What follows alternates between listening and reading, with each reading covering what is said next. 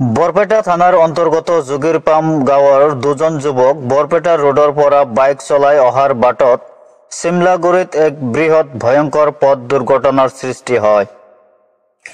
গাড়ী কঢ়িয়াই নিয়া ট্ৰেইলাৰৰ লগতে এই উক্ত দুৰ্ঘটনাটো সৃষ্টি হয়। ট্ৰেইলাৰ গাড়ীয়ে পিছৰ পৰা খুন্দিয়াই জান লৈ ল'লে এই যুৱকজনৰ। উক্ত দুৰ্ঘটনাৰ ফলত থিতাতে মফিজ উদ্দিন নামৰ মানুহজনৰ মৃত্যু হয় আৰু বাক্কাৰ আলী গুৰুতৰভাৱে আহত হয়। নিহত হোৱা মফিজ উদ্দিন পেছাত আছিল এজন পাৱাৰ পাম্পৰ মেকানিক। মফিজ উদ্দিনৰ বয়স আছিল 25 বছৰ আৰু আহত হোৱা বাক্কাৰ আলীৰ বয়স আছিল 50 বছৰ। বৰপেটা ৰোডৰ পৰা ঘূৰি অহাৰ বাটত এই দুৰ্ঘটনাগ্ৰস্ত হয়। চিমলাগুৰিত হয় এই দুৰ্ঘটনাগ্ৰস্ত।